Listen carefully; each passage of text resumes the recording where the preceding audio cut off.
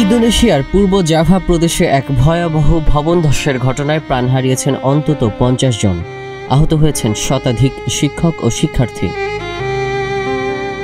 ধসের সময় স্কুল ভবনে অবস্থান করছিলেন শত শত শিক্ষার্থী। রোববার স্থানীয় সময় দুপুরে সিদোআর্জো শহরের আল খজিনি ইসলামিক বোর্ডিং স্কুল এর মূল ভবন ও তার সংলগ্ন আরেকটি ভবন ধসে পড়ে।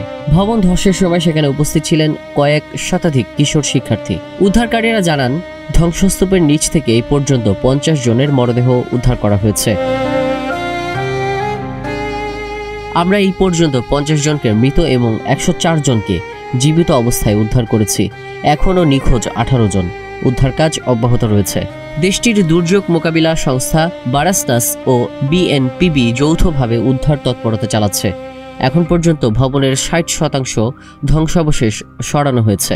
আহতদের মধ্যে 89 জনকে প্রাথমিক চিকিৎসা দিয়ে ছেড়ে দেওয়া হয়েছে। 15 জন এখনও হাসপাতালে চিকিৎসাধীন।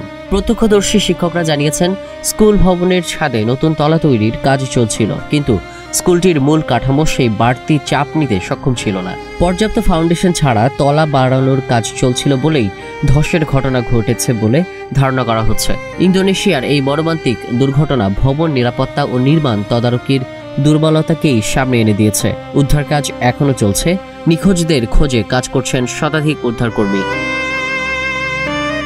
News desk, news flash 71।